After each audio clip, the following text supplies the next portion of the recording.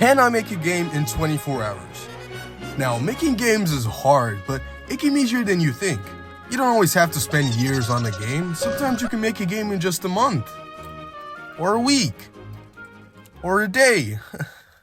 Oh, shit.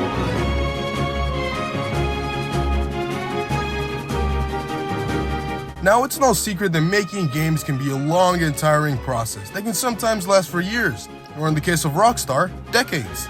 But this isn't always the case. A lot of games you might have played took less than a year to make. Mega Man 7, Assassin's Creed Rogue, and believe it or not, Rockstar's very own GTA Vice City. But today, I'm taking it 10 steps further by attempting to make a game in 24 hours.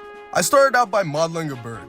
Now, I'm not the best at modeling, but it didn't matter too much because I'm going for a low-poly PSX style to hide my lack of talent.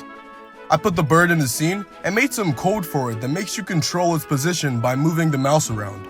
Next, I made the obstacles that the bird has to avoid. Rocks. Now, you'd think rocks would be easier to make than a bird, but for some reason, I spent more time getting the rocks to look good than I did the bird. I finally finished with the rocks and they're definitely rocks, alright? The rocks are there for one reason, and that's to make the player lose. The final model I made was a worm, because birds eat worms, right? Yeah, birds eat worms. I'm making the worms because I needed something that makes the player move around more instead of just dodging rocks. Collecting the worms fills up something called a boost meter. The boost meter fills up gradually, and when it's full, you boost. When the player is boosting, they go through everything, and they can be damaged. The worms weren't too hard to make, so I got done with them quickly and put them in the game. I then made some code for the rocks, which has them move towards the screen. To make sure the game didn't lag, I also added code that makes the rocks teleport far in front of the player when they're behind the screen, instead of just spawning new ones. I gave the same code to the worm, but changed the speed of it so it looked a little different. I made sure the player is affected by the rocks, so now when the bird flies into a rock, this happens. Well, that's not supposed to. This happens.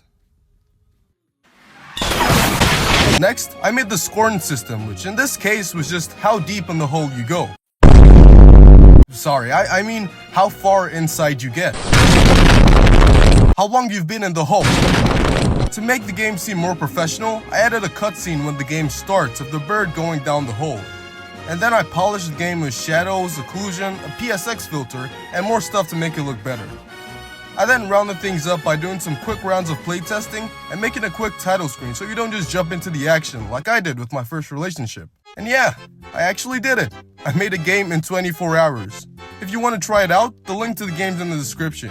Like, subscribe, and have a good day, evening, or night.